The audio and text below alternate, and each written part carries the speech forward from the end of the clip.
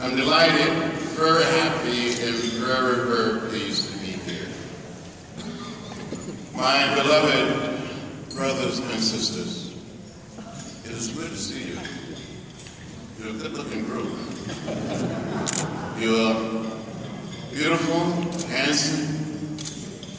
Many of you know that I didn't grow up in a big city like New York or Washington, Philadelphia, or Buffalo or Detroit. I grew up in rural Alabama, 50 miles from Montgomery, outside of a little place called Troy. My father was a sharecropper, a tenant farmer. But back in 1944, when I was 4 years old, and I do remember when I was 4, my father had saved $300, and with the $300, a man sold him 100 acres of land. We still own this land today. For someone who grew up very, very poor in a very large family with 6 brothers and 3 sisters, wonderful parents and grandparents and great-grandparents, a lot of uncles and aunts, cousins. When we visited the little town of Troy, visited Montgomery, visited Tuskegee, I saw those signs that said white men, colored men, white women, colored women, white waiting, colored waiting. I would come home and ask my mother and ask my father. That's the way it is. Don't get in the way, don't get in trouble. But reading the Holy Book, the Holy Bible, reading the story of the children of Israel, hearing the music, go down Moses' way down in Egypt land, tell Pharaoh that country to go. Reading the story of slavery, and later hearing about Rosa Parks. Meeting Rosa Parks when I was 17, meeting Dr. Martin Luther King Jr. when I was 18, inspired me to find a way to get in the way, to get in trouble, good trouble, necessary trouble. Growing up there in a little town, outside of the little town of Troy, I heard people referring to members of the Jewish community, saying Jew. And as a child, I tried to avoid using the term that it was almost like saying the N-word. And I tried to find a way to say the Jewish people, the Jewish this, the Jewish that, and never using the word Jew. And got getting involved in the civil rights movement. Many of my closest and dearest friends became members of the Jewish community. During the sit-ins in Nashville as a student, on the Freedom Ride, the first time I came to Washington, D.C. was 1961. I had a few hours later to go on the Freedom Ride. The same year that President Barack Obama was born. Back in 1961, black people and white people couldn't board a Greyhound bus and travel together from Washington through Virginia, through North Carolina, South Carolina, Georgia, Alabama, Mississippi, New Orleans. We were beaten together. Many young members of the Jewish community, rabbis, were jailed in Jackson, Mississippi, sent to the state penitentiary. And years later, 3 young men that I knew, Andy Goodman, Micah Cerner, Jewish, James Chaney, went out to investigate the burning of an African-American church in Philadelphia, Mississippi. They were working on voter registration efforts. They were detained by the sheriff, taken to jail.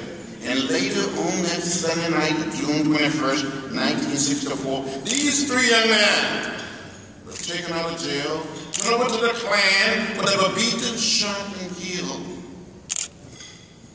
And later their bodies were discovered 6 weeks later, buried under a mound of dirt.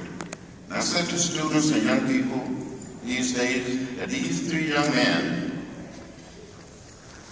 didn't die in Vietnam. They didn't die in the Middle East, or Eastern Europe, or in Africa, or Central or South America. They died right here in our own country, trying to help everyone become participants in the democratic process. So we have a long and rich history for working and standing together. When we march in Selma, long before we march, but when we march here in Washington on August 28, 1963, Rabbi Prince of the American Jewish Congress was one of the conveners of the march. He marched with us. As a Bloody Sunday, Rabbi Heschel marched with us.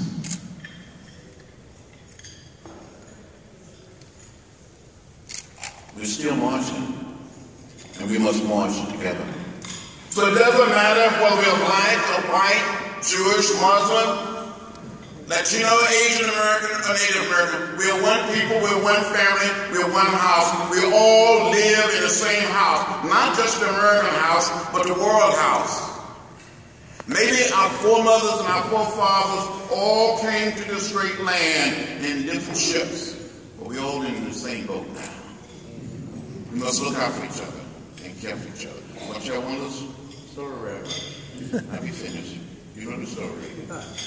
When I was growing up outside of Troy, Alabama, I had an aunt by the name of Seneva. And my aunt Seneva lived in what we call the shotgun house.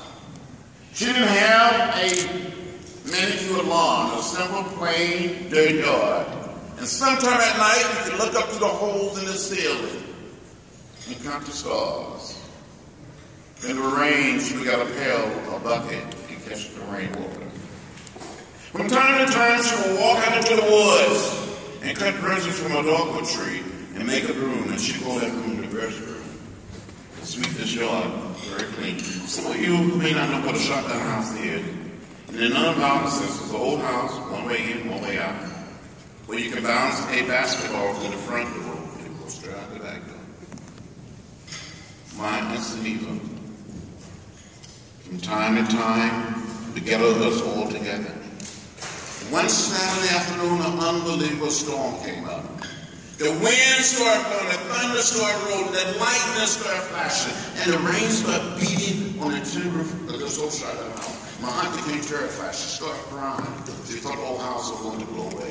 She got all of us little children together and took us to our land. And we did as we were told. The one corner of this whole house appeared to be lifted from its foundation. Let us go up to that corner to try to hold that house down with our body. And the other corner appeared to be lifted. Let us go walk to that side. We were little children walking with the wind, but we never, ever left the house. I said to each one of you, the wind may blow, the thunder may roll, the lightning may flash, but as a community, and people who love freedom, we must continue to hold our little children in the house down together. We all live in the same house, not just the American house, but the world house. As Dr. King said on one occasion, we must learn to live together as brothers and sisters, and we were perished as fools. The way of peace, the way of love, the better way. Thank you so much for remembering Bloody Sunday.